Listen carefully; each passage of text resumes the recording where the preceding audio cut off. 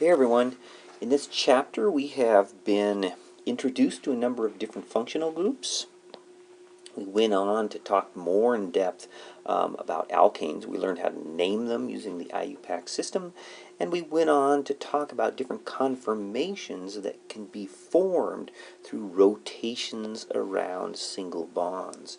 We talked about staggered and eclipsed conformations, and we looked at a process by which we can take a small molecule, we can draw the potential conformations, and come up with a ranking for energies.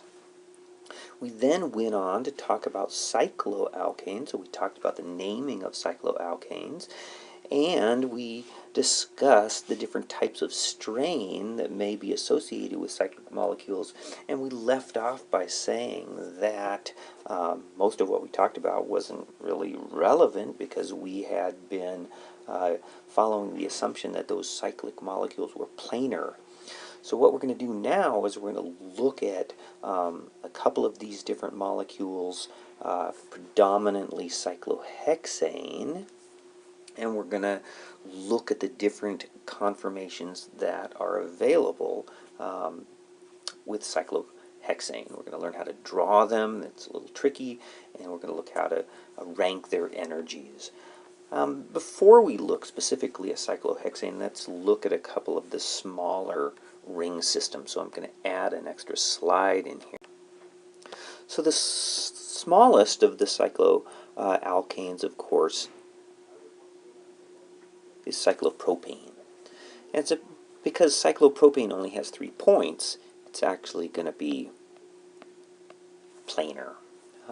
The one thing that cyclopropane ends up doing is that the bonds that are formed are slightly bent. This relieves some of the angle strain, but we still have the situation for cyclopropane that we have a lot of eclipsing of bonds, and so we're lacking the hyperconjugation that we saw from staggered conformations.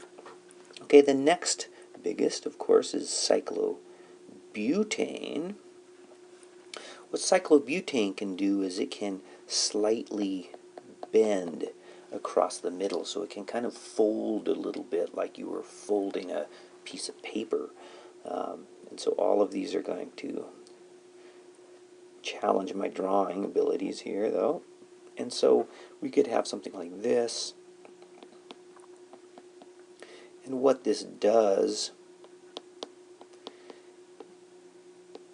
is it allows some of these bonds to be slightly staggered, so we can get some type of hyperconjugation, and it actually allows the bonds to open up a little bit. Alright, so the other one that we're going to look at in this kind of preliminary slide is cyclopentane. So cyclopentane, likewise, bends out of the plane to form something that looks maybe kind of like this, where it's bent over across this axis right here. And that could be any one of the 5 carbons can be bent down a little bit, and this is called an envelope conformation. Alright, so that's the most stable. And all of these conformations, like we saw before, are going to be flexing back and forth and bending and rotating bonds at room temperature. Alright, so let's look at the probably most interesting and the most easily studied kind of. So the cyclohexane ring is a very common ring size, partly because it's very stable. But like we talked about before, this type of planar structure is unstable because these bond angles would have to be 120 degrees, and we have a lot of eclipsed bonds. It means we're lacking staggered bonds, which give us hyperconjugation.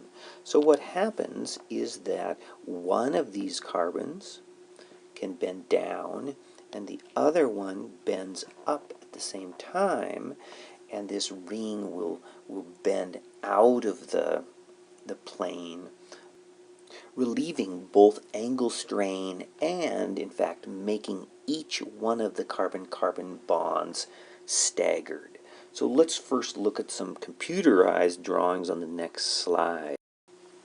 So here's two drawings of the cyclohexane ring, and what's happened, so if we notice this first slide, like I mentioned, one would move up, the other would move down, and so like we see, this carbon over here is pointing up, and this carbon over here is pointing down.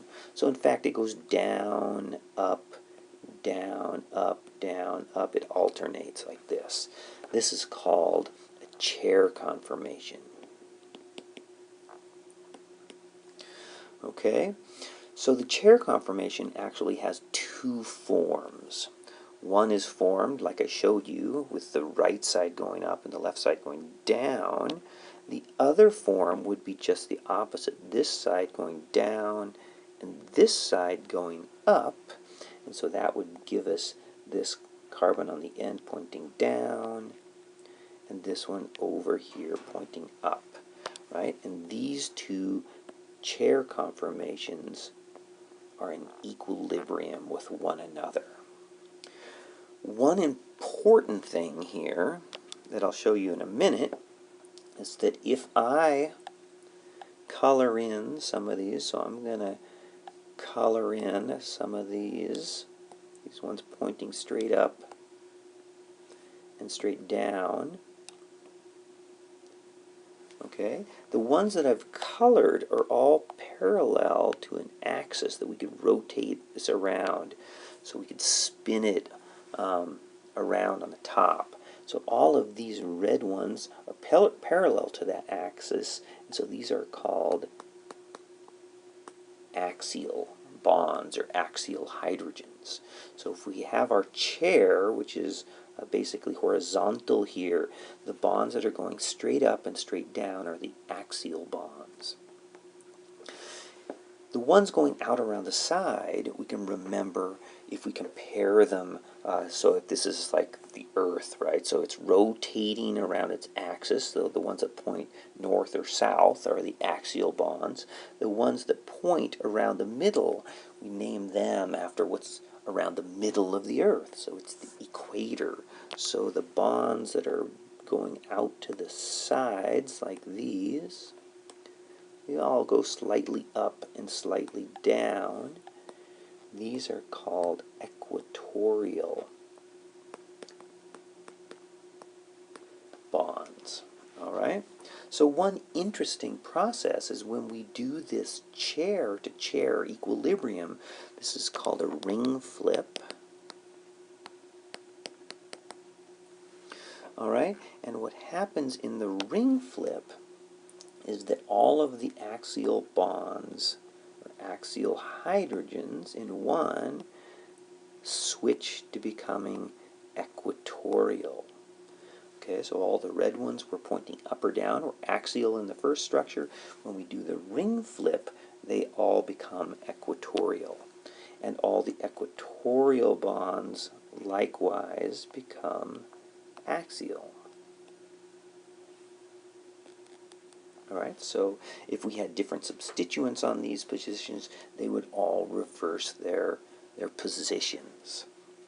Alright, so I'm going to use a model set here again. I'm going to record a little video and show you how this works.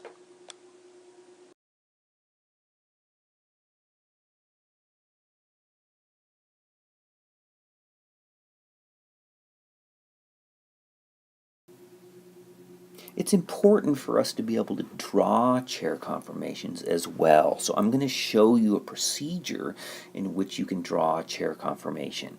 All right, this is very similar to what they do in the textbook, but it's slightly different, and I think it works slightly better. All right, so remember, in the ring, we have 3 pairs of parallel bonds. So what we're going to do is we're going to start with 2 bonds going up like this, parallel to one another. Notice that it's the upper one which is slightly shifted over the top of the lower one. Okay, in the book they start with two that are on the ends, but I think it works better if we do these two. So we slant them up. The upper one is slightly over the top. Then we draw two more bonds, and these are roughly at a 90-degree angle to the first two. Notice they're parallel to one another, and now we link these bonds up like this. All right, and notice that the green bonds are now parallel to one another as well. So we have three pairs of parallel lines. Okay, so once we have the actual carbons, we have to draw the hydrogens. Okay, if we draw this chair like I did, pretty horizontal, all right, so this bond is about the same height as this one. This is about how far down is this one. It's not exactly right, but pretty close. So if we draw that horizontally, then we can draw the axial bonds going straight up and straight down. So if the carbon-carbon bonds are forming a V like this going down, then the axial bond is pointing down. If they're doing an upside down V pointing up this way, then the axial bond will go straight up. So this one goes straight up. Remember that the lower part of the carbon-carbon skeleton is in front. So this one back here is back behind, so I make a little gap for that because it's going behind. This one goes down, and this one goes up. All right, so these are all the axial bonds. Those are kind of the easy ones. So the equatorial ones are a little trickier.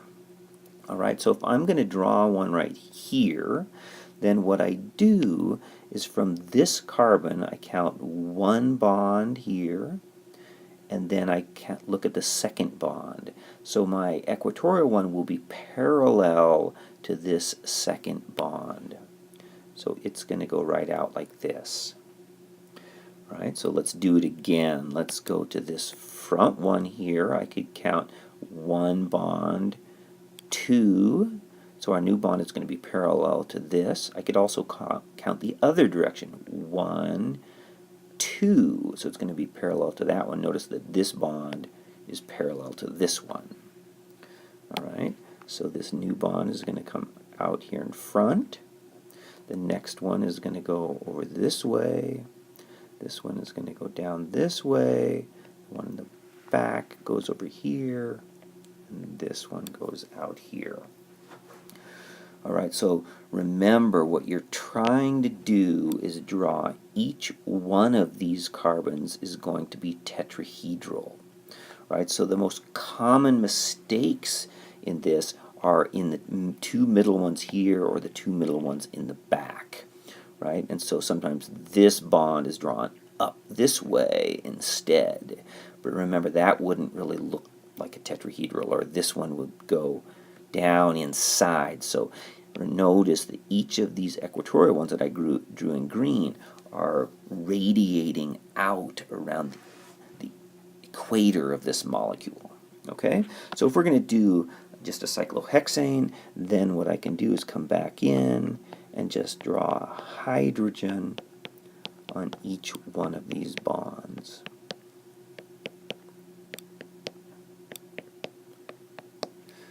And one back here. All right, so there's a cyclohexane ring. So what we need to do now is we need to do a ring flip. Okay.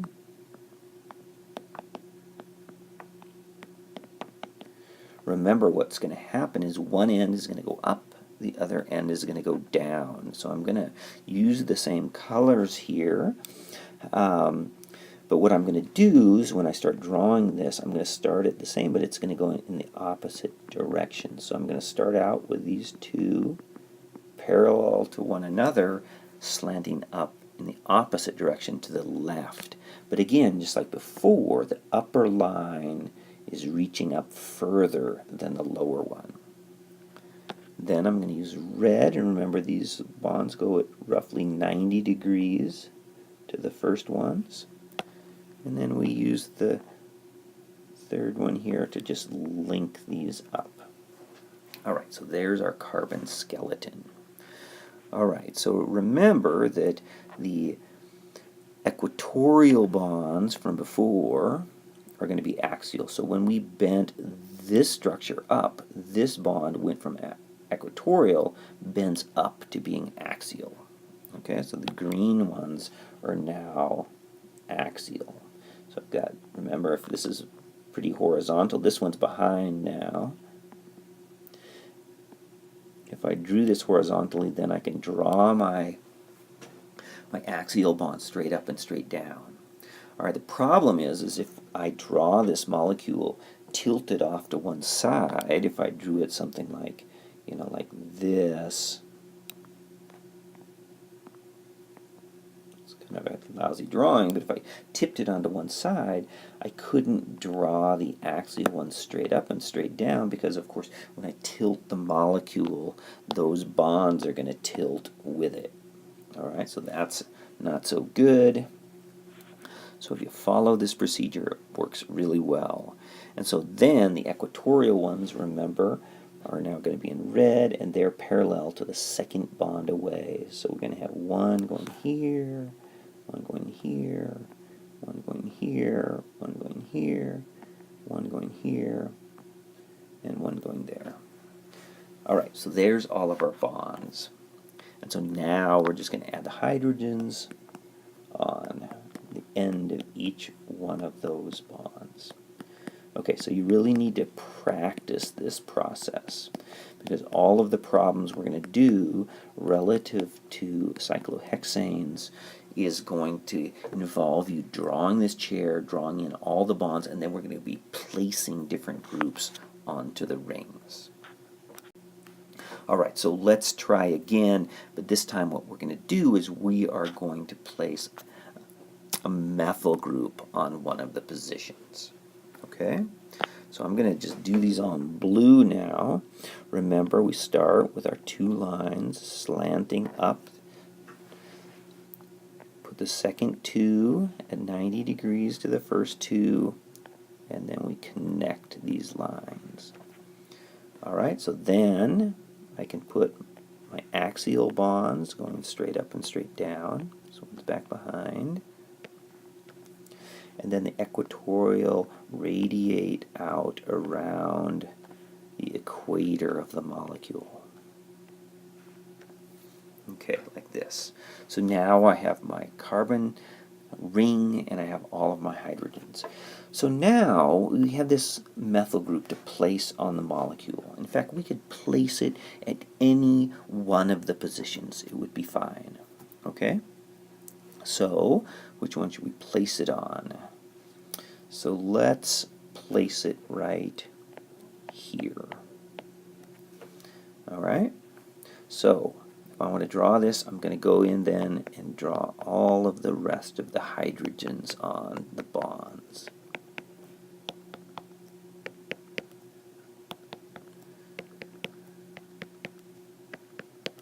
Okay? So now we need to do our ring flip. Alright, remember we do the ring flip. We draw the ring flip structure by starting in the opposite direction.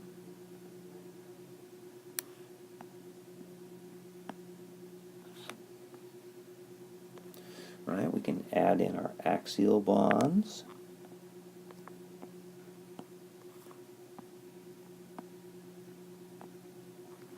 And our equatorial ones.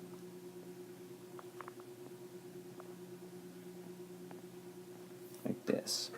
Alright, so now the tricky part in doing this ring flip is locating this methyl group on the correct bond on the new ring flipped structure. So the way that I do this is I choose one carbon to anchor the numbering. Alright, so what I like to do is I pick the carbon that is furthest to the side. So let's label this carbon here. So it's furthest to the right. Notice it's kind of pointing down. So when we do the ring flip, this flips up, and it's going to remain, if we've drawn our structure correctly, the atom furthest to the right. So in fact, that structure, that carbon, is this one over here. All right? A common mistake here is that people will put this carbon, we'll try to make that one, this one down here. Okay? But that's, in fact, the next one over.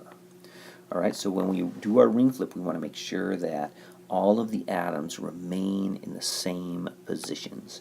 So if we numbered this isn't how we number it for naming, but if we number it just to position things and we count counterclockwise around the back, this methyl group would be the second carbon.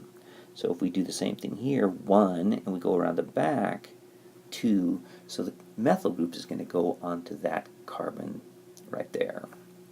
So notice that this methyl group, I chose just arbitrarily to put it on this bond pointing up.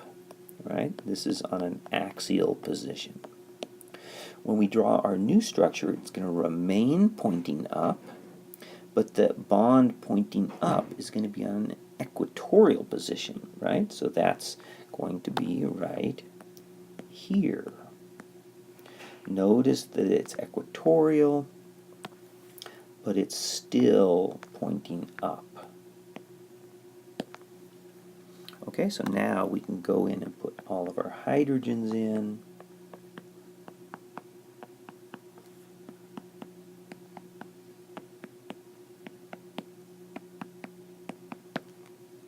And we're done.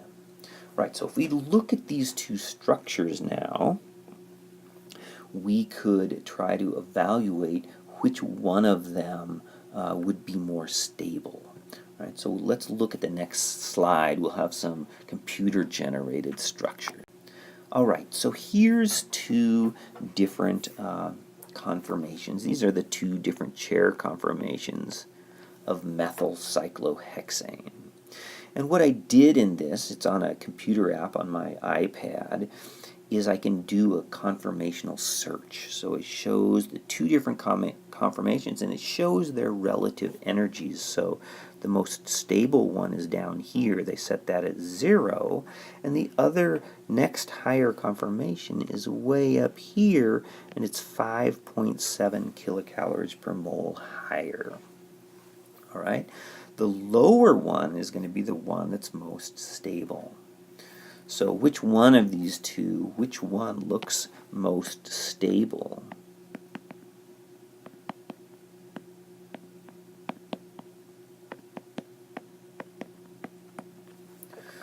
All right.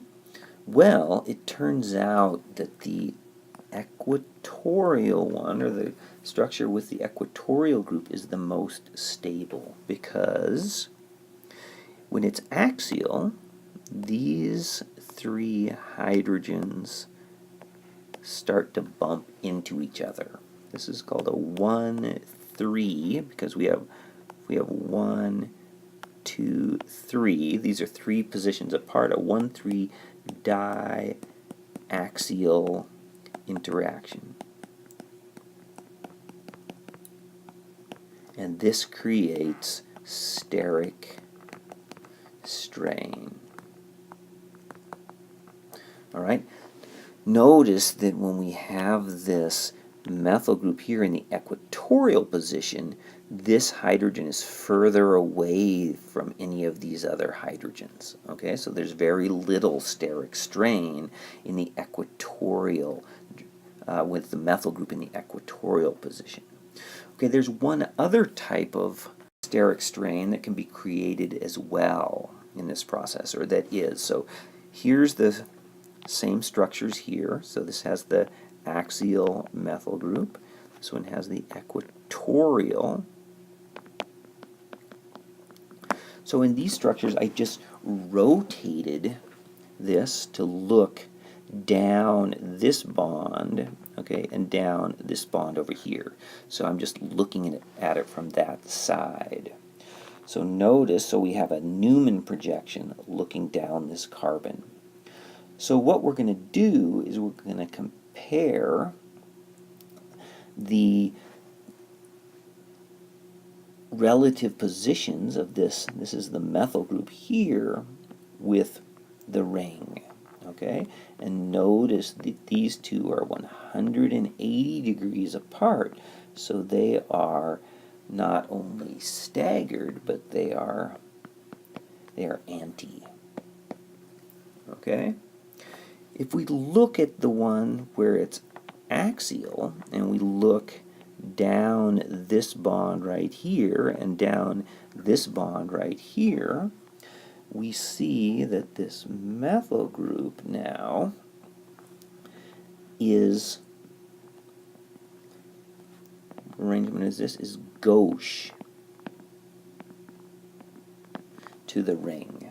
Okay, so now because this methyl group is going up here, then this is a gauche arrangement. In fact, it would be a gauche arrangement with the other side if we looked along this bond and this one as well.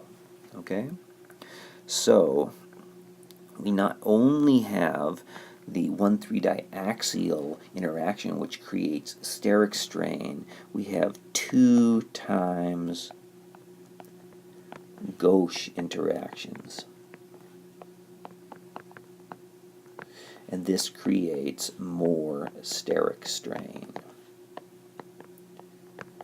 Okay, so in general, cyclohexanes are more stable when their substituents are in the equatorial positions. So the amount of strain that's created depends upon the size of the substituent. All right, so let's look at some numbers here. So this is the equilibrium constant, where we have the equatorial, the concentration of equatorial over the concentration of the axial.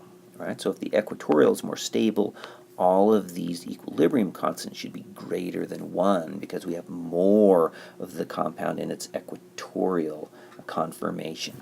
So of course, if we start out with just an H on there where the Y is, then there's no difference in energy, so there's equal amounts.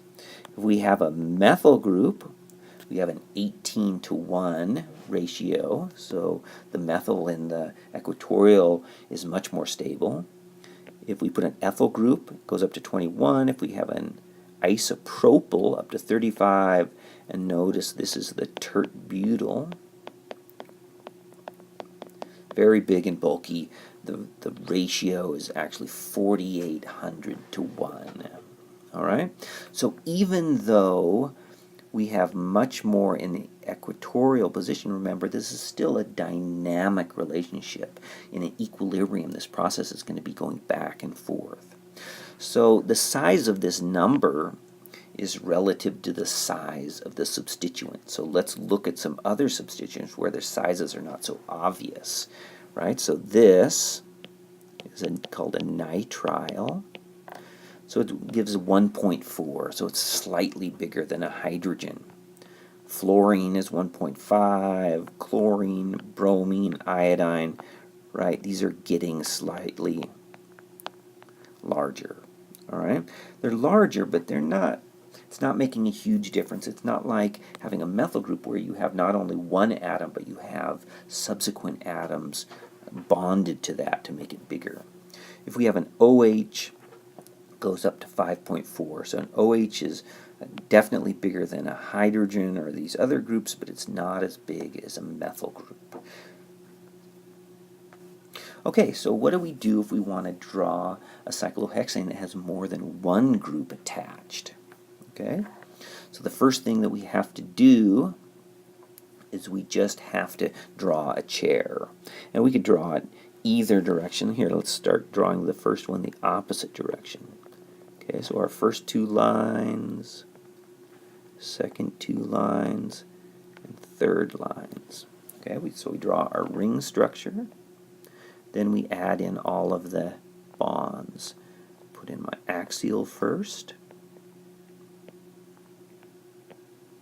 And then I'll add the equatorial bonds.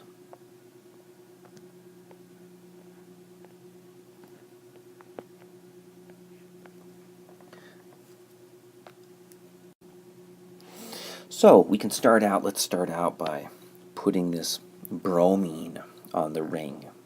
So like we did before, we can start out by putting that bromine anywhere we want. Okay? So I'm going to start by putting this bromine on this end over here.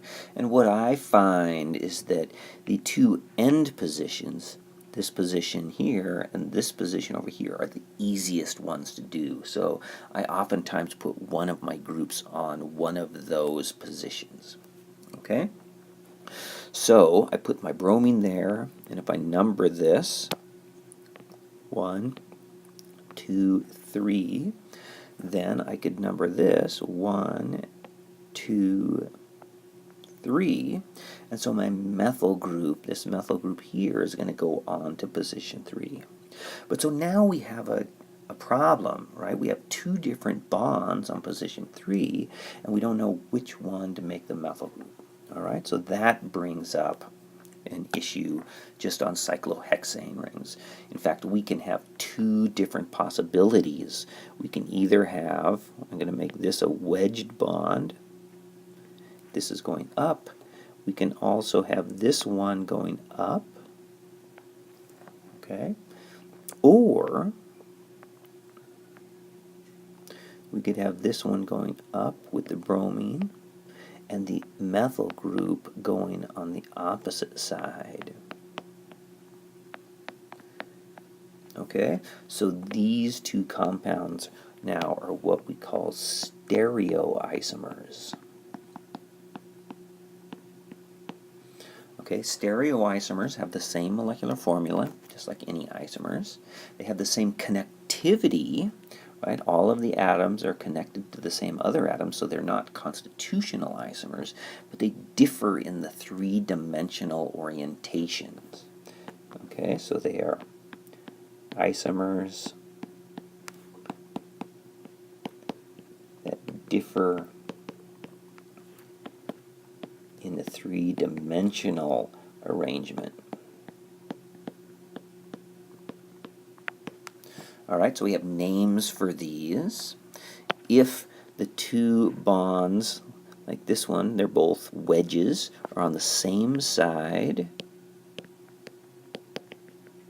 we call this cis. Okay, and if they are on the opposite sides, okay, where one's a wedge and one's a dash, it doesn't matter which one's a wedge and which one's a dash, they're just on the opposite.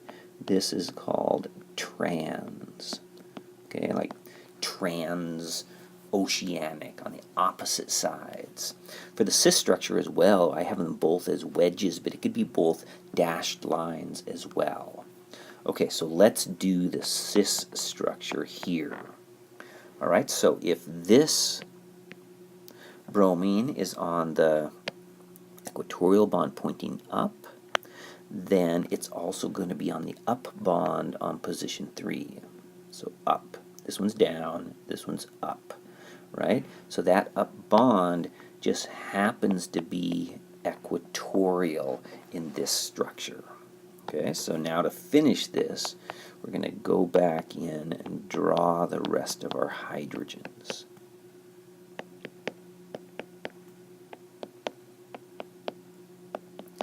Okay, so it just happens that if we have this one, we have cis 1,3 di-substituted. One arrangement can be both, well, let's write it differently. It can be that we have di-equatorial. Okay? So now let's do our ring flip and see what happens. Okay, so remember when we do the ring flip, we're going to draw it, start the other direction. Draw our second pair of parallel lines, and then link them up. Okay, we draw our axial bonds.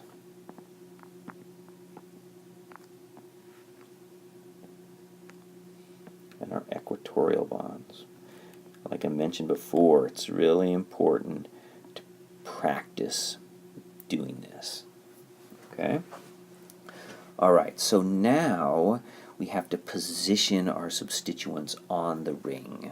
Right? So what I said before, remember, is if we start here, here, this is the furthest left carbon in this structure.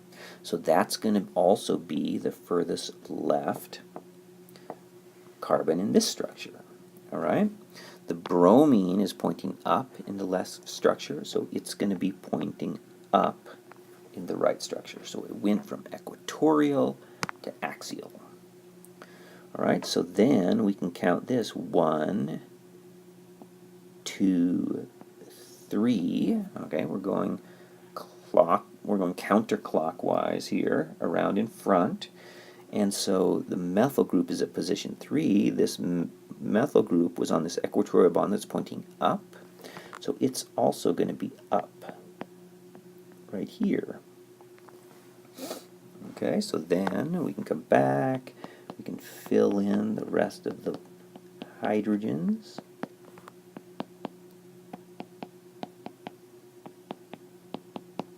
And here's our two chair conformations. All right, so now which is more stable?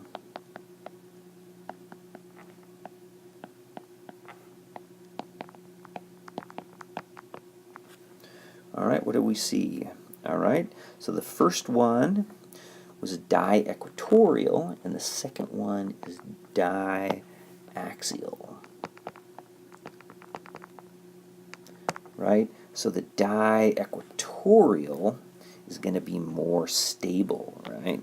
This one is more stable.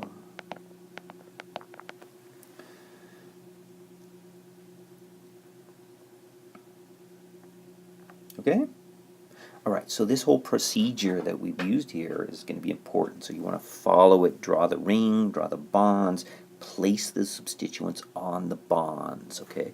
Don't try to memorize that cis-1,3 disubstituted is diaxial or di-equatorial. Just work it out as you... All right, so I guess we already did this. We did cis. Now let's try trans. All right, so let's go through the same process. Okay, I'm going to start this way this time. All right, so the more you practice this, the faster you'll get.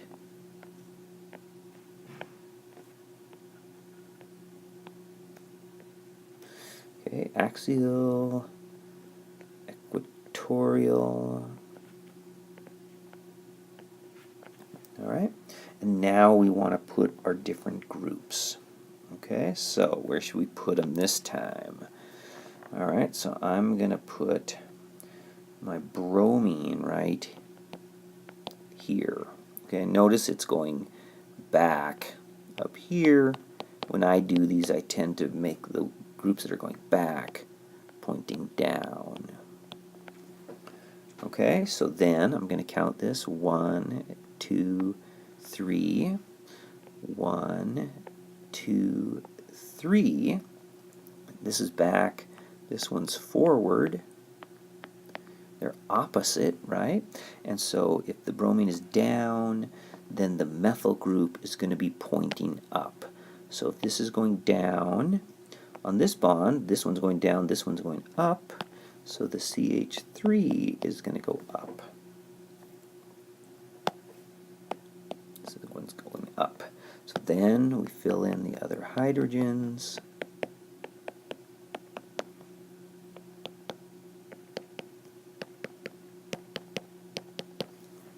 All right, there's one of our chair conformations. All right, let's do the other. Okay, we start our chair going in opposite directions. Put these in, these in.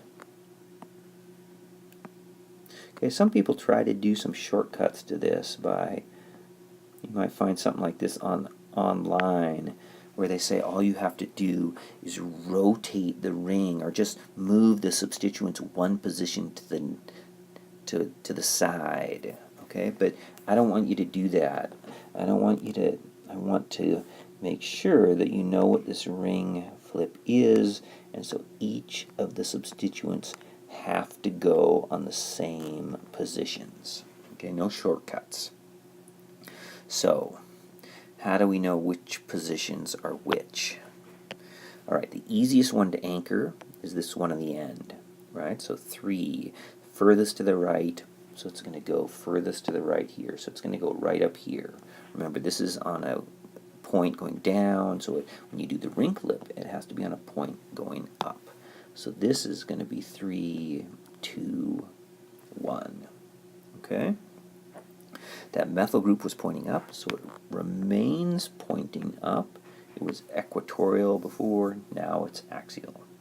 Position 1, the bromine, was axial, pointing down, and now it's going to be pointing down, but it's equatorial. Remember, every axial position switches to equatorial and vice versa. So then we just add in the hydrogens.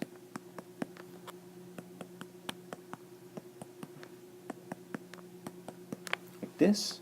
And we have our 2 chair conformations. Voila! Easy, huh? So now we have to discern which one, or decide which one is more stable.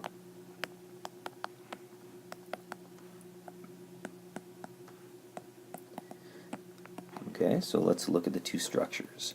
So what do we have? We have an equatorial group here, and we have an axial here. And when we do our ring flip, we have this one equatorial and this one axial. Okay, so in both structures we have one group, one substituent that's equatorial, which is great, one that's axial, which is not so good. Alright, so the more stable one is going to be the one that has the bigger group being equatorial. Alright, so we can relate back to that table that we just looked at. So which one, do you remember? Which one had the bigger effect, the methyl group or the bromine? Okay, so the methyl group had greater influence. So the methyl group is bigger, and so this one over here on the left, this one would be more stable, right? Methyl group is bigger than bromine, and the more stable conformation is going to be the one with the bigger group being equatorial. Okay, so here is another drawing for that. So what we're seeing is that we see the lowest energy one is this one here, right? It has the methyl group equatorial. This is the bromine here, and the bromine is axial. Okay, and then the next most stable is going to be this one here. Notice now that the methyl group is axial and the bromine is equatorial. Okay, so when we draw, we're going to draw these equatorial bonds straight up and straight down, but this, what it shows is that because this methyl group is big and because there's steric strain between here, it's bending slightly away. Okay, all right, so that goes with the difference here. This is a table we saw before, methyl group versus bromine, right? It's 18 means that that methyl group is bigger than bromine.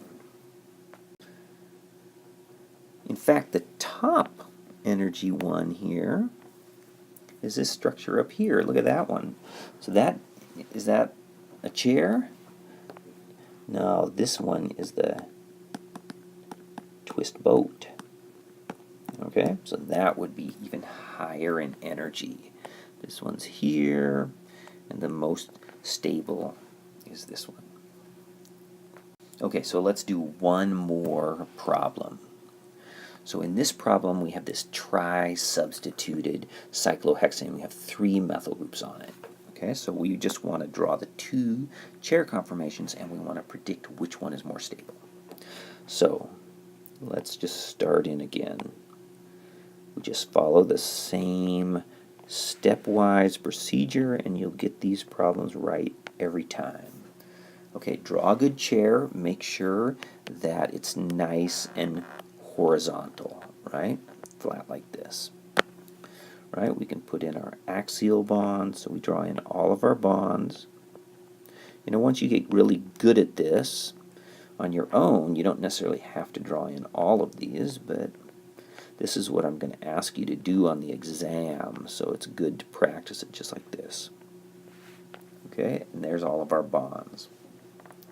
Now we've got to decide where we're going to start. Let's start over here. I'm going to count 1, 2, oops, not like that. 1,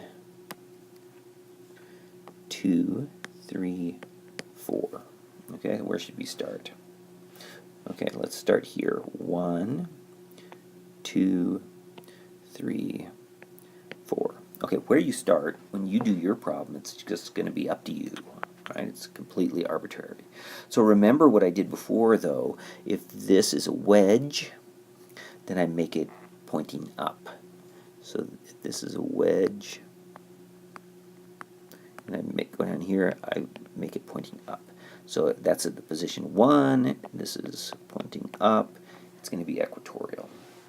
So 2 is dashed, right? Those two are trans to one another. So the second methyl group has to be opposite of the first one. So dashed, this is going to be down. Okay, 1, 2 down now is equatorial. And then we count around to 3, 4. 4 is also a wedge. So it's going to be up at the 4 position. So up for this one is axial.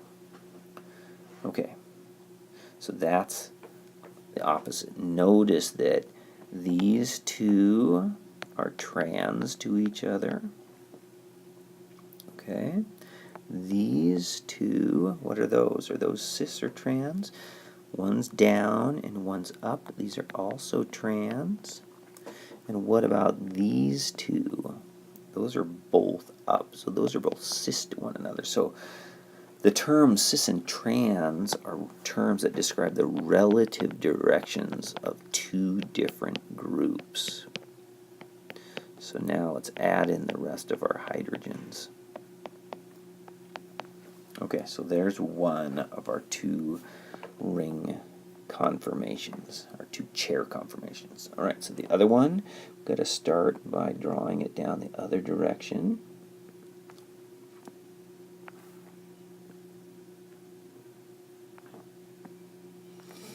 Draw in our bonds.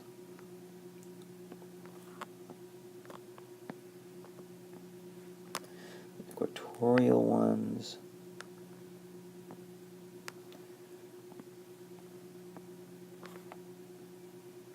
And now we got to locate our positions. All right, this position was the furthest to the right, so that's going to be the position here. So 1, 2, 3, 4. Okay, the first methyl group at position 1 is pointing up, so it's going to be up. The one at position 2 is down, so it's going to be down. And at position 4, this one is up as well, and so position 4, it's going to remain up, and so it's right here. Okay, let's put in the rest of our hydrogens.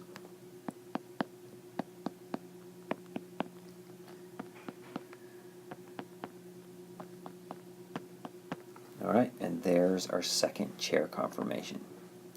Okay, so now which of these 2 is most stable?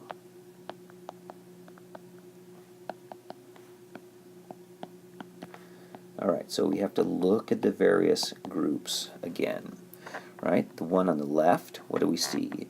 It has 1 axial methyl group, 1 axial, but it has 2 that are equatorial, 2 equatorial. Okay, what about the structure on the right? Okay, it has, look at these 2, it has 2 axial, and 1 equatorial. All right, so which one's more stable? So this one is more stable, right? Because it has more of these bonds equatorial than axial. All right. So in this video, I know this one was a little long, but we talked about rings and their conformations, particularly cyclohexane rings, and we can draw the different chair conformations and draw the two different ones that are related by ring flip and then rank their relative energies.